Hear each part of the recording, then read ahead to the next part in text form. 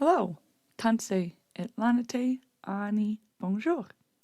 Welcome back to Our Shared Politics. My name is Nova. I am a settler on Turtle Island. I created this podcast to really showcase socialism instead of just pursuing the Red Scare blindly, which in turn just pushes people further apart. I wish to express acknowledgement that I am on Treaty 8 territory, home to the Tetskane, Deneza, Nahiawak, Saulteaux, and BC Métis. It is essential I recognize all First Nations, Métis, and Inuit, both status and non-status, as the guardians of these lands. As a non-Indigenous person, I play a role as a treaty partner, being represented by the government. My pronouns are she, her, but I also accept they, them, and I fall under the 2S LGBTQIA+ umbrella. I say these things at the top of every episode so that you are able to make your decision on how safe of a person I am. This week, I'm going to change it up and bring to light some news stories that I thought were either important or impactful across Canada for this month. I'm really hoping something wild doesn't happen further on since there's another week left. Pierre Poutine toppling the government. But that's a risk I'm willing to take. We're going to go clockwise around Canada, beginning in Yukon. Each territory is going to get 3 news stories, mainly because they don't get nearly enough highlights in our news media, so I figured I could do my part where I can. These news stories are all from CBC, mainly because they don't necessarily require fact-checking through multiple sources, just due to the contents of these particular stories. The first story from Yukon is actually a feature story called Yukon to Ukraine. The subtext for the article reads, when the war in Ukraine started more than 2 years ago, a group of Yukoners knew they had to do something. The Ukrainian-Canadian Association of Yukon is now on its 3rd mission to the country to deliver medicine, medical supplies, and equipment, all donated by Yukoners. The story begins with Jeff Sloychuk and Taras Yurev and their 20 suitcases all bound with duct tape. They are bound for Ukraine with their route flying to Amsterdam, a quick stop in Rotterdam to pick up their soon-to-be medical evacuation vehicle, then driving it roughly 2,500 kilometers through Germany and Poland. To put it into perspective, that's just a little shy of the entire border between Canada and the US, before entering Ukraine. The long-awaited and incredibly needed suitcases were filled with medical supplies, such as bandages, tracheotomy tubes, radios, cell phones, winter boots, and other items, all purchased and packed through fundraising. The supplies will be delivered to a municipal hospital in Yushny-Kransk and to a charity based in Chortkiv. Both Ukrainian cities, roughly the same size as Whitehorse, are thousands of kilometers away from the Yukon capital, but now connected to it by friendship and war. This has been the 3rd mission since February 2023 to deliver aid directly to Ukraine, and the group has gained roughly 50 members.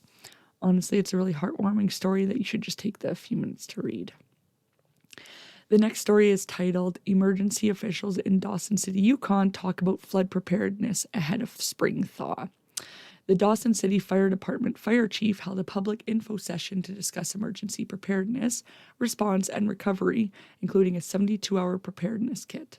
These kits should have things like water, food, a battery-powered flashlight, radio, extra batteries, a first aid kit, and important family documents, including a copy of an emergency plan. Last year, ice jams on the Klondike River, combined with heavy rains, caused flooding in areas of Dawson City, while some properties were evacuated. During that time, there was no centralized volunteer coordination system, and the public info was essentially non-existent. This year, things are supposed to be different. They have an FM broadcasting station, and students at the Roberts Service School are learning how to fill sandbags. However, residents in subdivisions that flooded last year say they went to the meeting with hopes of hearing a solid emergency response plan for this spring. Instead, they learn their properties are at risk of flooding and left with more questions than answers. Our last story out of Yukon is from the Yukon Legislative Assembly, where they defeated a motion to condemn the federal carbon tax increase. The tax is due to increase by 23% on April 1st, adding roughly 3 cents more per litre to the price Yukoners pay for fuel. A Yukon Party MLA brought the motion forward on Monday, but it failed with 8 voting in favor and 10 voting against. There are currently 7 premiers who are already asking for a halt to the increase.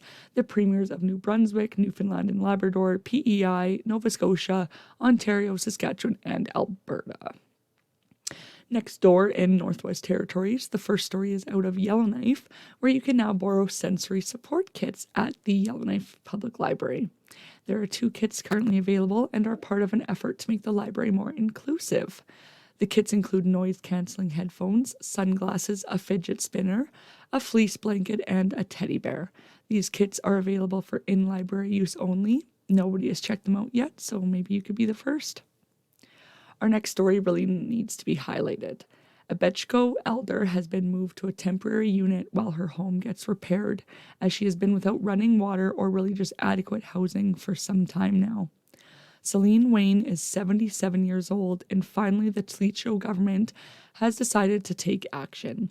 As glad as she is getting repairs, Celine is still worried about the process, especially with a lack of communication from the employees at Tlicho government, including not knowing exactly what repairs will be undertaken. There is a lack of insulation on some of the pipes, causing her to believe that that is the reason the pipes freeze and break so often and leave her without running water. But that is not the only problem. The window panes are too small for their frames, leading cold air to blow through all winter, and one of the doors doesn't sit properly in its frame, most likely due to the foundation of the house being unstable because it was built on muskeg. Nobody from the government has given Celine any info on how long the repairs on her house will take or how long she can expect to stay in her temporary rental. And the steep stairs in the new unit are challenging. Celine had polio when she was young and has difficulties with one of her legs as a result. Quote, "Other than that, it's okay," end quote, she said. CBC tried to reach out to the Tlicho government to ask for answers to some of these questions, but did not receive a reply. How fucking typical of government.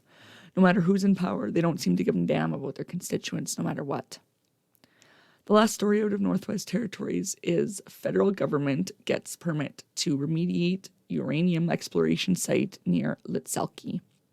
Set to begin in summer of 2025, the federal government has received a land use permit to begin remediating a once abandoned uranium exploration site. The site was used in the 40s and 50s to explore for uranium, and the federal government ultimately took responsibility for the site when it was abandoned in 1969. A consulting firm has said the area has moderate levels of contamination, including low-level, naturally occurring radioactive waste rock. James Marlowe, chief of Lutselki Dene First Nation, hopes the cleanup is thorough enough that people can hunt and fish in the area without fear of radioactive material, like they did before the exploration ever began some 80 years ago. In neighboring Nunavut, 50 remote Government of Nunavut employees could lose their jobs by September this year due to a new remote work policy, which means employees will have to reapply to keep their job and beat out other candidates through a new competitive hiring process. This is because remote work doesn't boost local economies, support Inuit-owned businesses, or female-owned local businesses. The Government of Nunavut admits that hiring local workers has been a long-standing challenge, mainly due to the lack of affordable housing available. Nunavut is planning to build 3,000 new units across the territory by 2030, which should help. The next story covers a heavy topic. Nunavut's child advocate still waiting for answers a year after children removed from unlicensed group homes, where last year several children seemed to have essentially disappeared. In March 2023, several children from Nunavut who had been placed in 3 unlicensed group homes in Alberta went missing, and there's absolutely no word on the fate of those children today. The DFS confirmed it removed the children on March 31st, 2023, and placed them in another group home in Alberta, where 2 other children from Nunavut were already residing. A few weeks later, all of the children were apparently sent back to Nunavut, and child advocates are now trying to figure out where exactly the children were sent back to. Several attempts were made by CBC to speak with DFS, but the department did not provide comment or grant an interview, and neither did the group homes. Nunavut's last story for now is about elder care in the territory, or the lack thereof. Seniors in Nunavut are flown thousands of kilometers south for care, removing them from their communities, culture, and language. Federal Health Minister Mark Holland was in Iqaluit earlier this month to announce $12 million for elder care, part of a $35.6 million initiative recently announced for healthcare services in Nunavut overall. In the territory, 86% of people don't have a family doctor or equivalent, and there is one hospital in the expansive territory with absolutely no beds for dementia patients. Monica Elkaniyuk, former MLA and territorial health minister, describes the situation for Nunavut elders as, quote, being colonized twice. Our elder, they're being shipped south. It's very strange for them. That has a very devastating impact, end quote. Her own mother spent time at Embassy West in Ottawa, a seniors' home where many Nunavut elders are sent. She said it was difficult to visit her mother so far away from home, and she worried constantly. Quote, it was very lonely. It was very foreign to her, she said. The change won't happen overnight, unfortunately, but the $12 million will go towards increasing the number of Inuit who work in elder care, expanding home care, and supporting Nunavut Arctic College to increase the number of personal support workers. Another significant challenge is the cost of building in Nunavut. However, there is a new deep sea port in Iqaluit, which will let more materials come in and in turn reduce construction costs. For Elkaniyuk, losing elders to the south is a loss for the community as a whole. Inuit, especially youth, often seek advice and guidance from elders. Quote, we'll always say we'll go to an elder. Well, our elders are not home, end quote. Now on to Atlantic Canada, beginning with Newfoundland and Labrador. A salt mine that has been proposed for Newfoundland's west coast is currently awaiting results of an environmental assessment. The mine is called Atlas Salt, and they're calling this the Great Atlantic Salt Project. The mine hopes to produce 2.5 million tons of road de-icing salt per year for at least 30 years, and the project will cost an estimated $480 million over 5 years. The public can now weigh in on the project, with locals having until April 4th to submit environmental concerns to the provincial government. In Nova Scotia, a 36-year-old man was arrested and is now facing human trafficking charges for incidents that allegedly happened between 2007 and 2010, when he would have been just a teenager himself. He faces 10 charges, including living off the avails of sex work, making CSAM, sexual assault, and uttering threats, as well as 2 drug charges for trafficking cocaine and ecstasy. His arrest was part of an investigation codenamed Operation Hypnosis, which is looking into allegations of historical offenses, with his being the first arrest so far. The RCMP could not comment about how many alleged victims there are, but said they believe there are more than the ones who have already come forward and to contact police or call the human trafficking tip line. Now, I'd just like to take a second to say something about the CBC. They don't really add contact information in their articles. When they say to contact the provincial government or to call this tip line, CBC does not go to actually find those numbers or ways to contact and include them in their stories. I think that's somewhat lazy. Maybe I'm expecting too much. With that said, the Canadian Human Trafficking Hotline is toll-free at 1-833-900-1010, and advocates are available 24/7, 365. An incredibly tragic story out of PEI. An Island family is dealing with the first anniversary of their 17-year-old son's death, who died from suicide just hours after starting a conversation with a man who posed as a teenage girl and coerced him into sharing intimate images. Once those pictures were sent, the contact threatened to ruin his burgeoning career in the Canadian military, something young Harry Burke already had begun the process of joining if he didn't send money. Harry had already completed one of his last weekends of basic training for the Armed Forces Reserves. Within 6 hours of sending the photos, the catfish was already sending threatening messages to Harry's mother and had already sent some photos to his military friends. That night, his family thought he was journaling before bed. The next morning, though, the bed had not been slept in. Sextortion is a huge international problem, and cybertip.ca at the Canadian Centre for Child Protection gets an average of 10 reports a day concerning sextortion from Canadian youth, and in the last 18 months have received nearly 6,000 1,000 reports.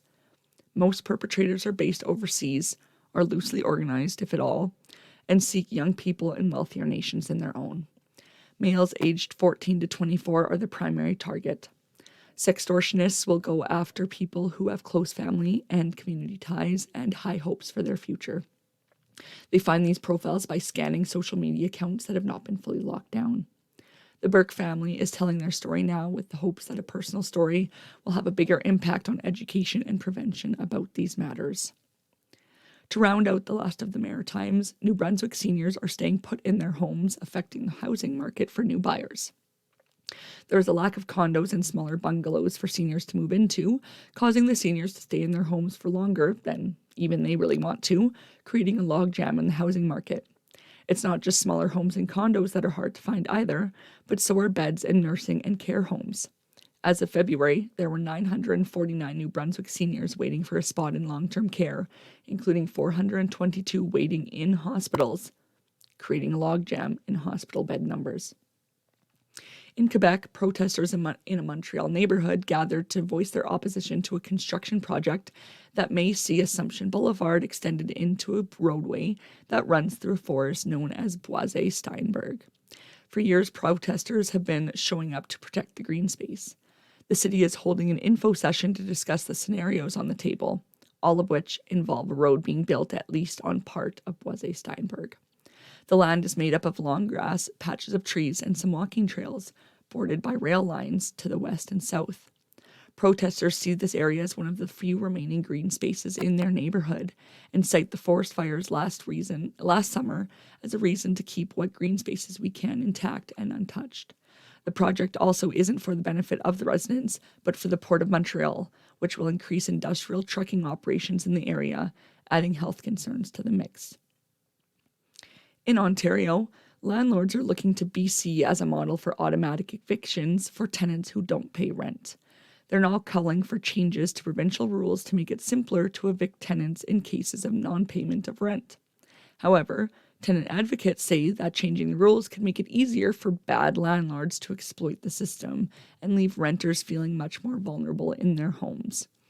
Every human deserves a stable roof over their head, and landlords need to realize that debt from months of unpaid rent is just the risk you take in the business of hoarding housing.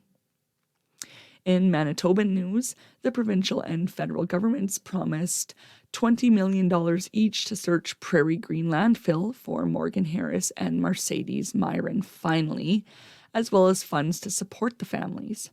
The search won't begin until after the trial of Jeremy Skibecki, who is charged with the first-degree murder in the deaths of Morgan, Mercedes, Rebecca Contoy, whose partial remains were found in a different landfill, and an unidentified woman whom Indigenous leaders have named Buffalo Woman, whose remains have not yet been found. The trial is scheduled for 28 days starting April 29th. In my beautiful homeland of Saskatchewan, the teacher job action continued with a one-day strike in Lloydminster with no extracurricular activities province-wide. This past Friday, March 22nd, school was cancelled for kids in Lloyd as teachers and staff took to the picket lines to push for funding for class size and complexity, while teachers province-wide refused to participate in extracurricular activities. The provincial budget, tabled earlier in the week, includes $3.3 billion for the Ministry of Education, including $2.2 billion in school operating funds for the province's 27 school divisions, as well as dedicated money to plan for 9 new schools and 2 major school renos. Bargaining on a new teacher contract remains at a standstill as both sides refuse to budge on class size and complexity issues. Good old Alberta. Danielle Smith is really just setting the place on fire, starting with health services. Alberta has recently had to rehome 39 people after covering a $25,000 unpaid hotel bill after a nonprofit housed patients in a hotel after they were discharged from hospital. Smith is trying to act like this sin is only on the organization, as though she and Jason Kenney before her didn't absolutely trash Alberta's healthcare system during their COVID denial stints. These patients, some with extensive medical and accessibility needs, were discharged from hospitals because their beds were needed and dumped at various hotels, mostly around Edmonton and that general location. The Alberta Health Minister tried to save face for the UCP by saying that the nonprofit is being removed from the list of housing providers that health workers can present to patients upon discharge, and would not clear up exactly how these agencies end up on the list in the first place. And now British Columbia. A beached orca on northern Vancouver Island died despite life-saving efforts from the community to push the mammal back into the water. The cow was stranded on shore at low tide while a calf swam nearby. A group from the Ahatsat First Nation sat with her for more than 2 hours, attempting to roll her onto her belly and provide as much water as they could. Afterwards, the group sang a prayer song for the departed orca. A conservation group speculates the orca may have ventured ashore during a high tide, possibly to hunt. The calf, which remains near its deceased mother, faces an uncertain future, and survival rates will depend on various factors, including its age and the family structure of the pod. Rescuers are working to bring the calf back to its matriarchal pod, with boats going out looking for its family. They will continue to work on coaxing the calf out of the lagoon, and fortunately, it's making a lot of loud calls and will hopefully get an answer soon. As always, thank you for joining me today. I drop a new episode every Monday morning at midnight, so check back in next week to see what I'll be sharing with you then. So-called Canada is in a fentanyl and mental health crisis right now. Please consider picking up a free naloxone kit at your local pharmacy and do not use alone. For any Indigenous listeners out there, the Hope for Wellness Helpline offers immediate, culturally aware, and trauma-informed help to all Indigenous people across Canada. It is available 24 hours a day, 7 days a week in English and French to offer immediate support and crisis intervention. While there are supports in Cree, Ojibwe, and Inuktitut, those are not available 24/7, so you may need to call in to find out the next time that a language speaker is available. Call the toll-free helpline at 1-855-242-3310 or connect to the online chat at hopeforwellness.ca. And there is also the Thunderbird Wellness app that provides access to Indigenous perspectives on health and wellness, including substance abuse and mental health. Now, not that Indigenous people can't use these next resources, but they do not advertise as culturally aware or trauma-informed, so for everyone else, if you must use alone, please keep in mind that you can call 1-888-688-6677 to contact the National Overdose Response Services to access support while using, and especially using alone. And there is the Brave, BRAVE app, with a use alone timer that connects a paramedic with your location if you don't respond. For mental health support, you can contact 988 to get connected to a crisis responder. If you learned something new today, it'd be awesome if you'd click that button and follow along for next time. Or if you'd like to contact me with feedback, you can email me at oursharedpodcast@gmail.com. See you next time.